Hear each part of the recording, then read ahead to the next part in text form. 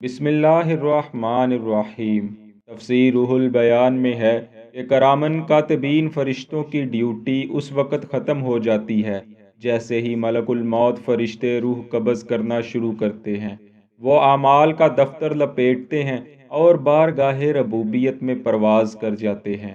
ملک الموت کا کام شروع ہوتا ہے تو بسا اوقات یہ ایک لمحہ میں ہی ختم ہو جاتا ہے، اور بسا اوقات چند لمحے زندگی و موت کی کشمکش جاری رہتی ہے، جیسا کہ اکثر سننے میں بھی ملتا ہے کہ فلاں کی روح حلق میں اٹک گئی ہے۔ ناظرین، ملک الموت فرشتے کے متعلق اللہ رب العزت نے فرمایا، یہ کوتاہی نہیں کرتے ان امور میں جن کے متعلق ان کی ڈیوٹی لگائی گئی ہے، حتیٰ کہ آنکھ جھپکنے کی دیر بھی ان سے ڈیوٹی میں کمی اور سستی نہیں ہوتی۔ یہاں ایک مسئلہ بھی ملاحظہ فرما لیں کہ تمام مخلوق کی ارواح کو قبض کرنے والا در حقیقت اللہ تعالی ہے، اور ملک الموت اور ان کے خدام کو مجازن روح کا قبض کرنے والا کہا جاتا ہے۔ اس کو یوں سمجھ لیں کہ ملک الموت کے واسطے کے بغیر بھی روح قبض کر لی جاتی ہے، جیسا کہ منقول ہے کہ سیدہ کائنات سیدہ فاطمہ رضی اللہ عنہا کی روح مبارکہ ملک الموت کے واسطہ سے بغیر قبض ہوئی تھی۔ کہا جاتا ہے کہ ملک الموت یعنی حضرت اسرائیل علیہ السلام کے معین و مددگار 14 ملائکہ ہیں، جن میں سے 7 رحمت کے ہیں کہ مومنین کی روحیں ان کے سپرد کی جاتی ہیں، اور 7 عذاب کے کافروں کی ارواح ان کے سپرد کی جاتی ہیں۔ ممکن ہے ان 14 کے آگے اور بھی فرشتے اس کام کے لیے مقرر ہوں جن کا نگران حضرت اسرائیل علیہ السلام کو کیا گیا ہے، جیسا کہ کچھ روایات سے ملتا ہے۔ مصنف روح البیان لکھتے ہیں کہ ملک الموت کے لیے تمام دنیا ایسے ہے جیسے تھال میں چند دانے کہ وہ اس میں سے جس کی روح چاہتے ہیں اٹھا لیتے ہیں۔ مزید یہ کہ ملک الموت کے لیے ارواح قبض کرنے میں کسی قسم کی تکالیف نہیں اٹھانا پڑتی، اگرچہ کتنی ہی بے شمار روحیں قبض کرنی پڑیں اور کتنے ہی دور دور کے مختلف مقامات پر ہوں۔ اس کی کیفیت عقل جزئی کے فہم و ادراک کے حیطۂ امکان سے باہر ہے۔ جیسے شیطان کے وسوسہ کے متعلق سمجھنا مشکل ہے کہ وہ ایک آن میں تمام اہل دنیا کے دلوں میں کس طرح وسوسہ ڈالتا ہے۔ مروی ہے کہ رسول اللہ صلی اللہ علیہ وسلم ایک مریض کی مزاج پرسی کے لیے تشریف لے گئے۔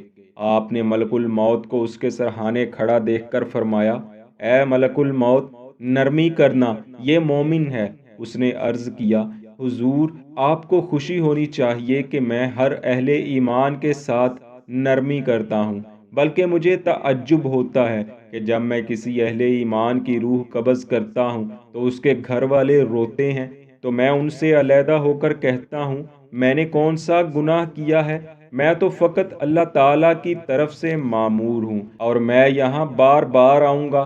انہیں ایسی غلطی سے پرہیز لازمی ہے، اور کوئی گھر ایسا نہیں جہاں میں دن میں 5 بار نہ آؤں، وہ پہاڑوں میں ہوں یا جنگلوں میں، دریاؤں میں ہوں یا کسی اور جگہ، بلکہ جتنا میں انہیں جانتا ہوں وہ اتنا اپنے اعضاء و اقارب کو نہیں جانتے۔ الغرض ملک الموت کا موت کا پیغام لے کر آنا برحق ہے، اور وہ ہر صورت ہم میں سے ہر کسی کے پاس آ کر ہی رہے گا، اور ہر ایک کو موت سے دوچار ہونا ہی پڑے گا۔ لیکن کیا آپ نے کبھی یہ سوچا ہے کہ ہم جس بھی چیز کو دیکھتے ہیں یا جس کا بھی ذکر سنتے ہیں، خواہ وہ آسمانوں پر ہو یا زمین پر، ما سوائے خدائے وحدہ لا شریک کے سب کچھ پیدائش کے مراحل سے گزرا ہے، حتیٰ کہ موت کو بھی پیدا کیا گیا ہے، اور یہی نہیں بلکہ موت کو بھی موت سے ہمکنار ہونا پڑے گا۔ چنانچہ مروی ہے کہ موت کو اللہ تعالیٰ نے ملیح مینڈے کی شکل میں پیدا فرمایا، اور پھر حکم فرمایا کہ اب اسی شکل و صورت میں فرشتوں کے سامنے جاؤ۔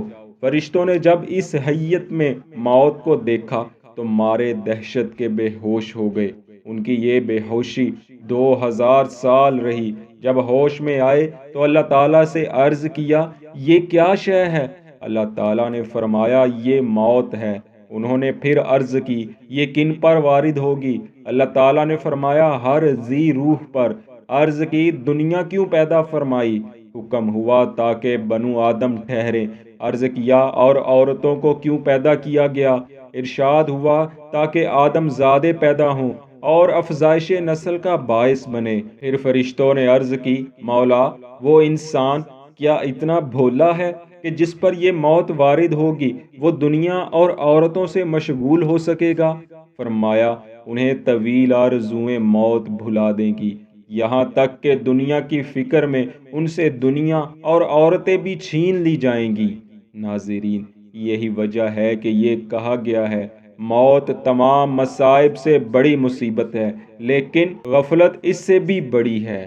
الغرض یوں موت کی پیدائش کا عمل مکمل ہوا، اور جو چیز بھی پیدائش کے مرحلہ سے گزری ہے اس کا اختتام بھی ہوگا۔ چنانچہ موت کے اختتام کے بارے میں ہے کہ جب روز قیامت تمام انسانوں کے اعمال کی نسبت جزا و سزا کا فیصلہ ہو جائے گا اور سب لوگ عدالت محشر کے فیصلے کے مطابق اپنے اپنے ابدی ٹھکانوں میں پہنچ جائیں گے، تو پھر موت کو بھی موت آ جائے گی۔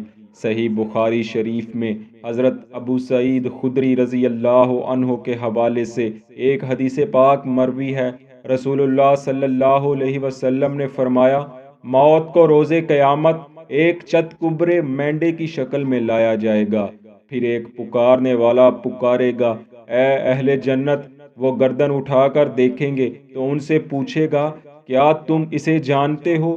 وہ کہیں گے، ہاں جانتے ہیں، یہ تو موت ہے۔ وہ اس کو پہچان لیں گے کیونکہ سب نے اسے دیکھا ہوگا۔ پھر پکارا جائے گا، اے اہل جہنم۔ وہ بھی گردن اٹھا کر دیکھیں گے تو ان سے فرمائے گا، کیا تم اسے جانتے ہو؟ وہ بھی کہیں گے، ہاں ہم اسے جانتے ہیں، یہ تو موت ہے۔ وہ بھی اسے پہچان لیں گے کیونکہ وہ بھی مرتے وقت اسے دیکھ چکے ہوں گے۔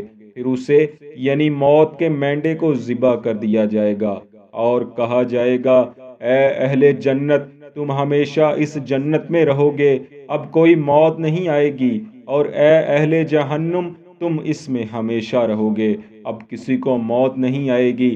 پھر آپ صلی اللہ علیہ وسلم نے یہ آیت پڑھی، اور آپ انہیں حسرت و ندامت کے دن سے ڈرائیے جب ہر بات کا فیصلہ کر دیا جائے گا، مگر وہ غفلت کی حالت میں پڑے ہیں اور ایمان لاتے ہی نہیں۔ دوستو، موت کے مینڈے کو روز قیامت اسی حیت میں لایا جائے گا جس حیت میں اسے پیدا کیا گیا تھا۔ اس دن ہم سب کی یقیناً خواہش ہوگی کہ ہم جنتیوں میں کھڑے ہو کر موت کے مینڈے کو ذبح ہوتے ہوئے دیکھیں، مگر اس کے لیے اپنے اعمال کو خدا اور رسول صلی اللہ علیہ وسلم کے بتائے ہوئے احکامات کا پابند کرنا ہوگا۔ دعا ہے اللہ پاک ہمیں نیک اعمال کرنے کی توفیق عطا فرمائے، آمین۔